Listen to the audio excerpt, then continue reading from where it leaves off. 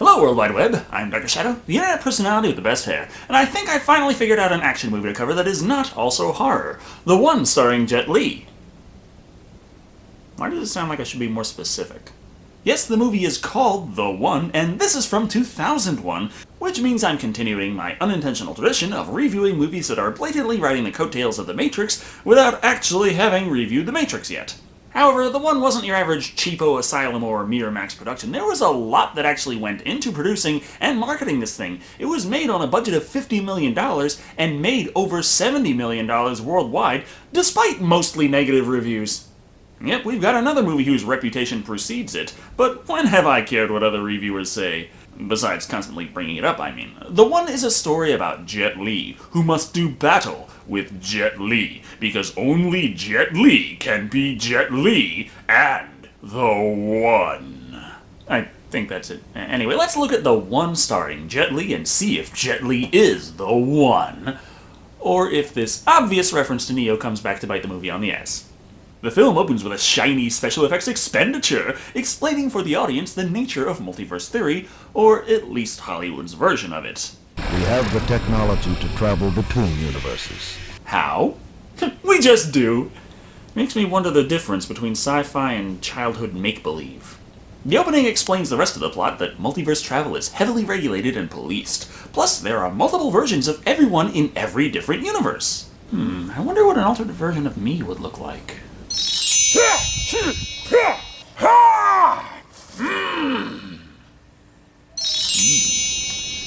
But what would an alternate version of Creepy look like? My fellow utopians, as the world's only Nobel Prize-winning Olympic gold medalist rock star superhero with the power to make others climax upon command, it is my humble pleasure to accept the position of supreme immortal dictator and president for life of the One Nation Earth government. Moving on. Finally, someone has been fucking up the balance in an effort to become this movie's title. This leads to a scene where we watch the LAPD gear up for a prison transfer.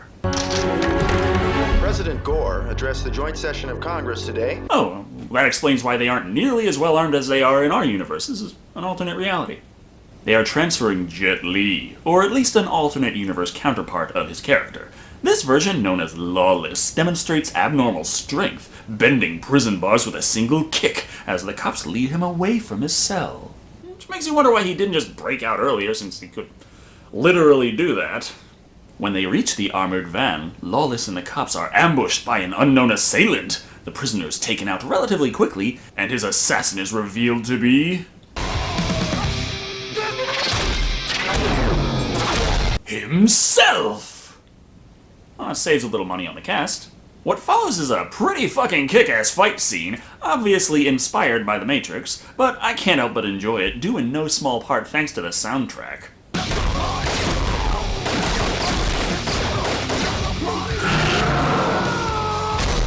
God, this scene is awesome.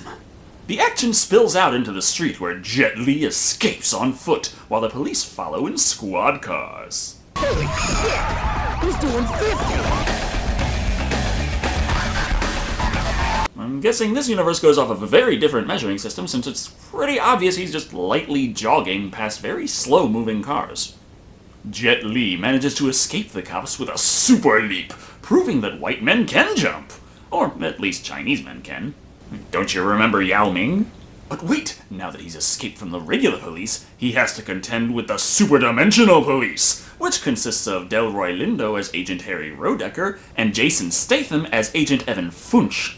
You probably recognize Statham from Crank and Transporter. This is actually one of the first movies he was in, coming in at number 5. They establish Rodecker wants him captured, while Funch wants him dead. Can I just call him Jason? Feels like I'm trying to sneeze every time I say Funch.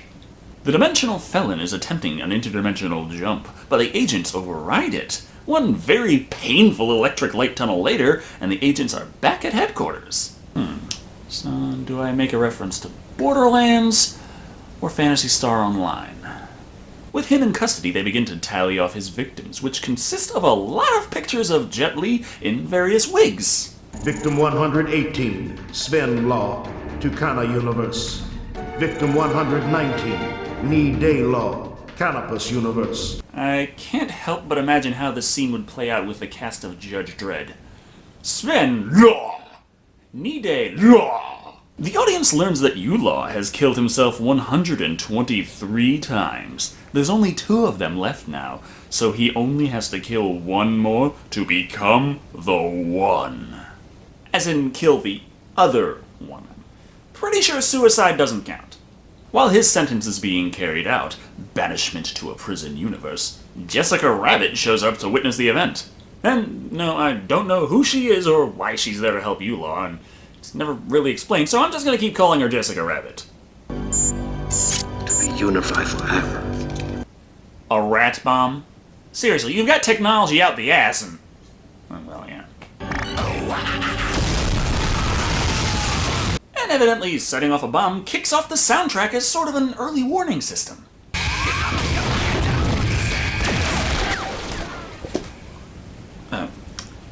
Sorry. Law changes the destination dimension, and since the 2 agents can't immediately follow after him, this means he has a big head start in this new playground.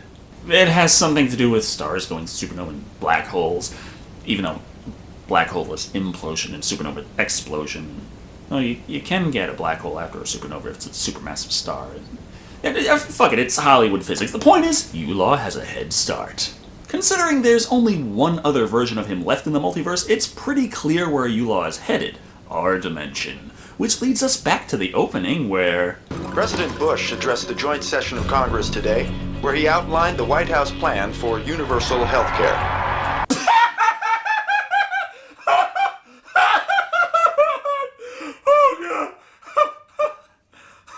Oh, wait, say that again. He outlined the White House plan for universal health care.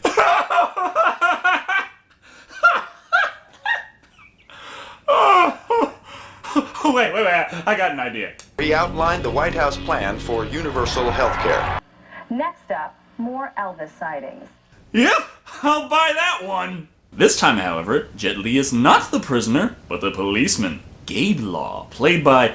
oh yeah. The point is, the scene plays out much like the opening did. Spare when Law attempts to assassinate himself. He's not quite as successful. Might have had better luck had he gone against this version of himself who was armed and armored, before going after the version of himself who was unarmed and incarcerated. Well, then again, I'm not an extra-dimensional, psychotic, homicidal maniac. I'm not. It doesn't take long for him to learn the truth, that he is trying to kill himself. It sounds a bit weirder than I intended it to. The point is, the battle continues. He's going all day! Seriously? That reference was already dated when this movie was released. The Laws continue the chase on foot, where Law easily scales the wall of the compound. Gabe Law follows, somehow avoiding being shredded while playing Twister with razor wire, but this doesn't help him much anyway. Ooh, right in my extremely obvious and thick body armor. And might bruise? The continuity police show up on the scene, preventing Law from scoring the final kill. This allows Gabe to survive the night and return home to his wife, who's played by the same actress as Jessica Rabbit. The one from this movie, Carla Gugino. She's worried sick, but he slowly explains to her the concept of Kevlar. Following this, Gabe enters his private room full of candles to practice a few airbending techniques. At the same time, Law is showing off some of his firebending. So either Law is in a completely different place, or this house is incredibly roomy. Gabe eventually goes to the hospital for a checkup to ease his wife's concerns, and it turns out he hasn't filled a report on the attack yet. You're the only one who got a good look at the suspect. We need a description. The sad thing is, in some states, he could just say Asian and be in just as deep shit. Rather than give the officers reason to question his sanity, he simply says it was too dark and he couldn't see any details whatsoever. He does tell his wife in private, though, which she is having a hard time believing. Well, maybe the adrenaline caused some kind of hallucination. Now, look, you were shot. Your memory, it could have been affected by the trauma. You're a vet. You're not really qualified to diagnose him.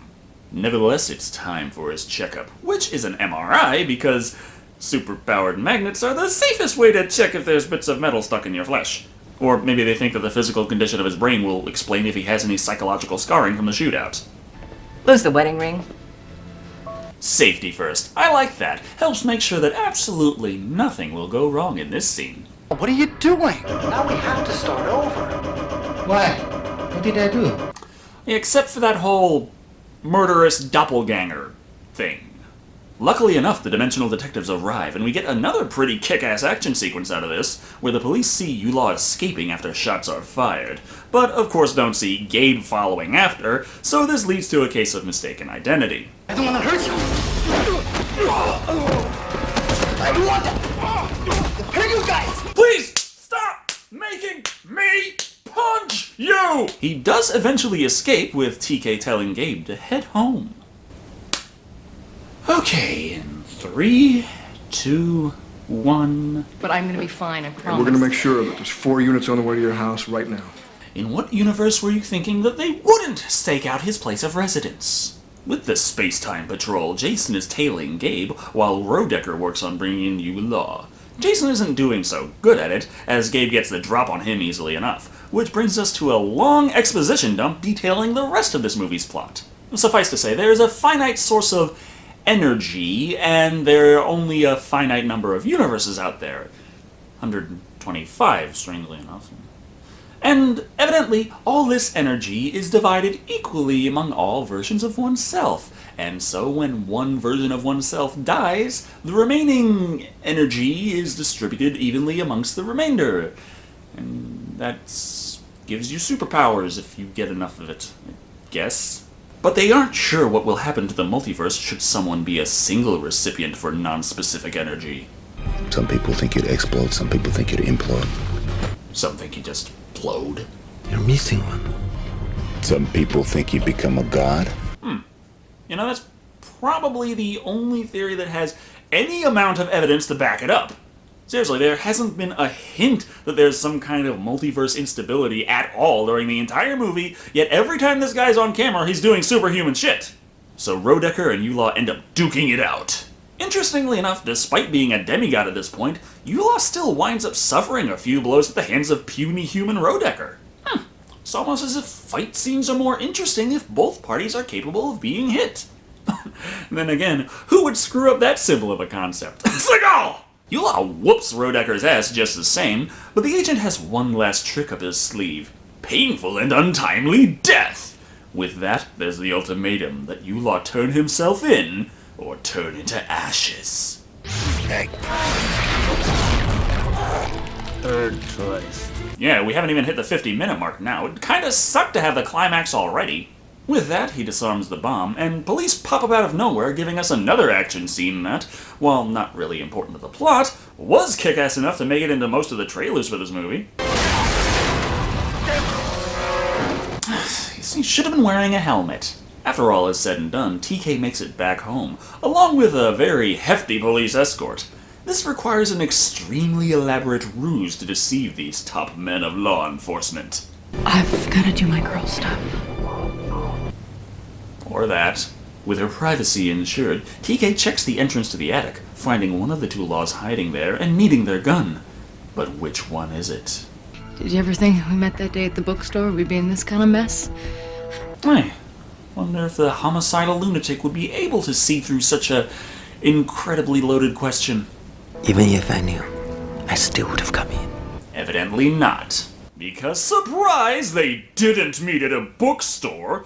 Given that was the only option the way the question was worded, he'd have a better probability by just asking, what are you talking about? But never mind, Gabe has shown up to save his... But the hero gets the girl. She's the only female character in the movie. Mind is broken! To top things off, the super skilled officers occupying the house see Law escape, and immediately forget the direction he went, and assume Gabe Law jumped to the left and ended up down in the yard facing the other way, somehow. But during Gabe's escape, Jason arrives to give him a lift, pulling up on the wrong side. Yeah, sliding over the hood of the car is cool, but it's wasting precious seconds! After they lose the cops, Jason explains to the audience how Act 3 is going to work. Apparently, there is a wormhole scheduled to appear in an hour, and Law will try to kill Gabe within this time frame and escape. so the plan is to capture and or kill Law within this time frame. Let me show you how.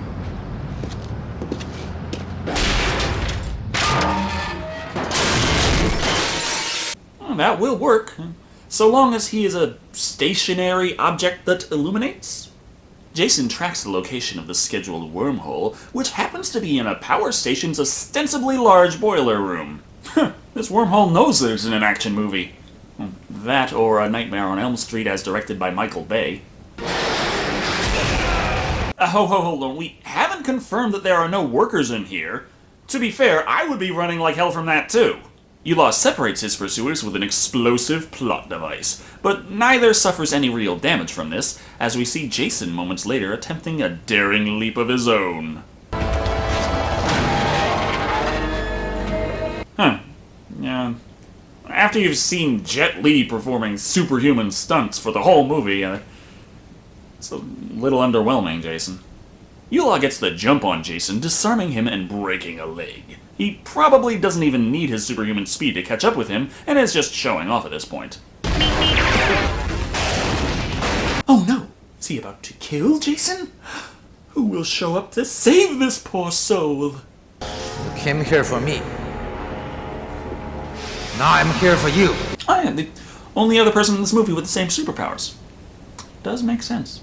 Now that we're over an hour into this movie, the two identical Laws finally square off against one another in a boiler room brawl of epic proportions. And since I haven't really gotten to use this in a while, what the hell?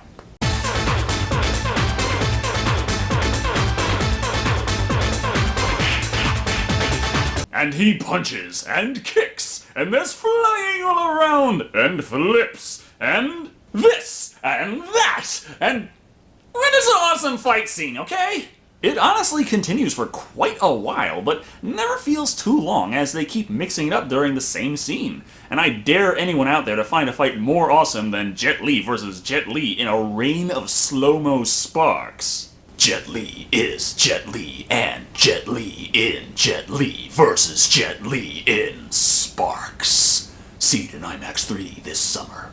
Eventually, Gabe does get the upper hand on Law and makes it back to Jason in time for the wormhole, but oh no, his shirt catches fire! Therefore, he must remove it! And ends up looking exactly like Law in the process. And come to think of it, why didn't he just wear different clothes from the start? What, was the doppelganger thing too novel and you wanted to experience it to the fullest? Point is, when they black hole supernova wormhole technobabble transport the way back to Dimension X, the guys are all set to send one off to the Hades universe during the 3-minute window, but of course they picked the wrong one. Oh, stop! That's him! That's Law! Get him out! Well, that was a short-lived conflict. Especially after that 15-minute long fight scene. With seconds left, they strap Law in and whisk him away into the painful land of special effects. I'm still wondering why they disintegrate. And I know it's a transporter, but they call it a wormhole and a black hole and... fuck it, the point is, if you break into pieces entering a wormhole, you come out in pieces on the other side. Unfortunately for Gabe, though, the bigwigs in the Multiverse Police Department demand he be sent back to his home dimension, despite how obvious it is that that won't go well for him. Up to and including the high risk of him being, executed. Something I thought they were trying to avoid. Strangely, they don't suspect the obvious ulterior motive out of Jason when he volunteers to set the destination and send Gabe off. To send you where you belong. Hey, you alright? Oh fuck, that's even worse! Jason sent him to the Cat in the Hat movie! In this land of pastels and horror, no one is safe, as a dog was injured by a car. So, taking it into the convenient vet, he finds... Do I know you? It's nice and all, but your old wife is still dead, you know. I'd hate to end on that note, so let's see how Law is doing in the Hades universe, shall we? He's got a bunch of new friends, and they all want to just run up and give him a hug.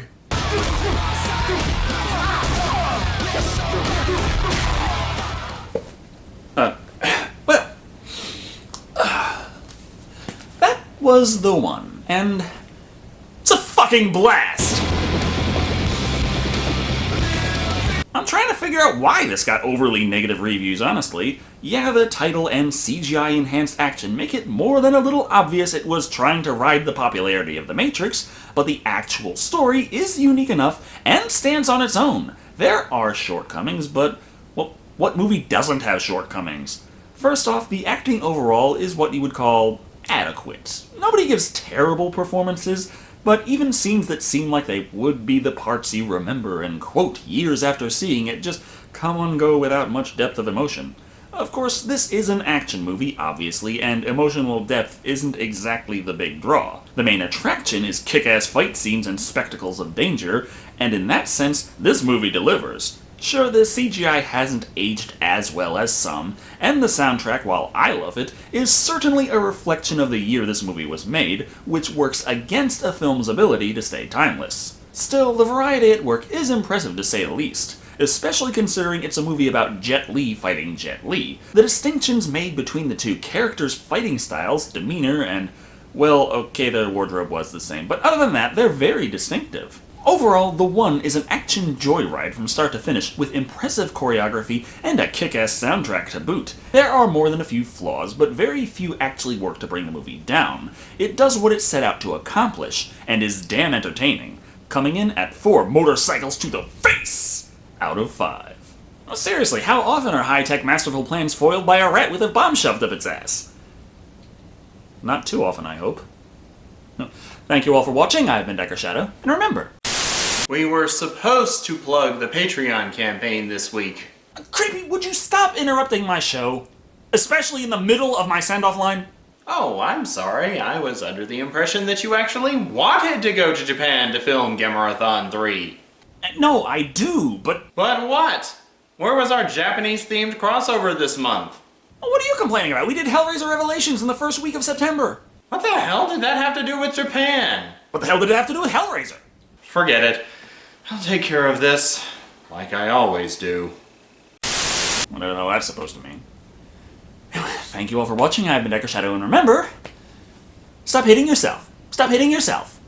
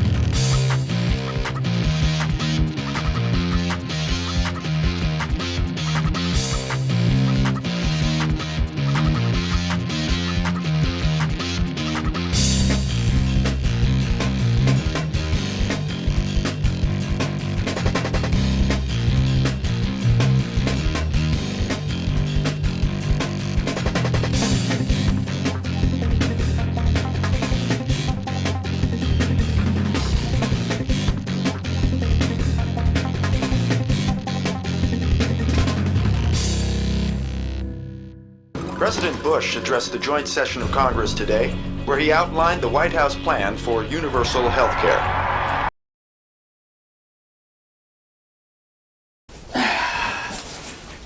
Alright, finally unpacking. What are you doing in there? Anyway, been here for about a year, it's about time. Remember this? What are you doing in there? Wonder if this is still good. The hell is that?